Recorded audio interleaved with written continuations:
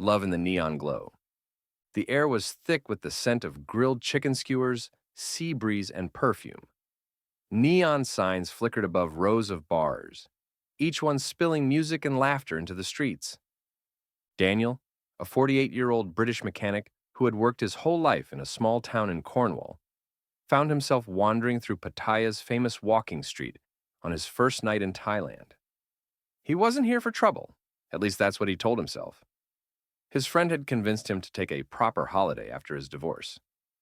In a small open-air bar lit by red paper lanterns, he noticed her.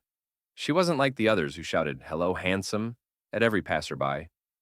She sat quietly at the end of the bar, sipping a Coke, laughing softly with a friend. Her name was Molly. She was 32 from a rural village in Assam. She had been in Pattaya for just over a year, sending money home to care for her mother and younger brother. Molly wasn't pushy. She asked questions about Daniel's hometown, his job, his family.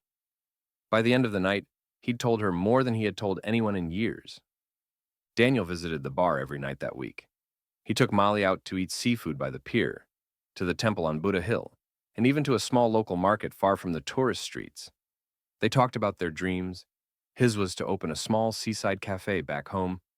Hers was to buy land for a mango orchard in her village. When his holiday ended, Daniel felt a knot in his stomach. He promised he'd return in 2 months. 2 months later, he was back. This time, he stayed for 3 weeks. They traveled to her village together. Daniel was struck by how different it was from Pattaya, quiet, warm, and filled with curious neighbors who seemed to watch their every move.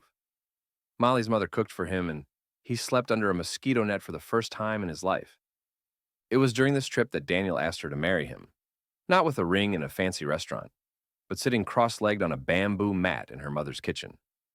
The wedding was small but beautiful, blending Thai traditions with Daniel's British quirks. But reality set in fast. The visa process was slow and complicated.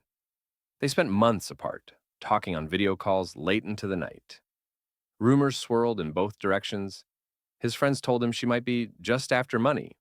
Her friends told her that foreign men often break promises.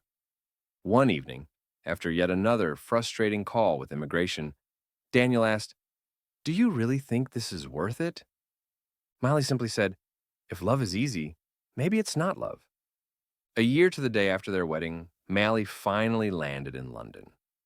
Daniel waited for her at Heathrow, holding a cheap bouquet of supermarket flowers and shaking like a teenager. When she walked through the gate, they both laughed and cried at the same time.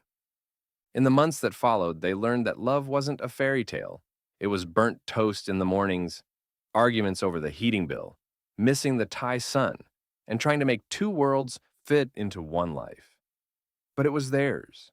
And every time Daniel made her a cup of tea, he remembered that night in Pattaya when the neon glow first lit up his future. If you liked this video and would like to see more, then please like and subscribe. And thank you for watching.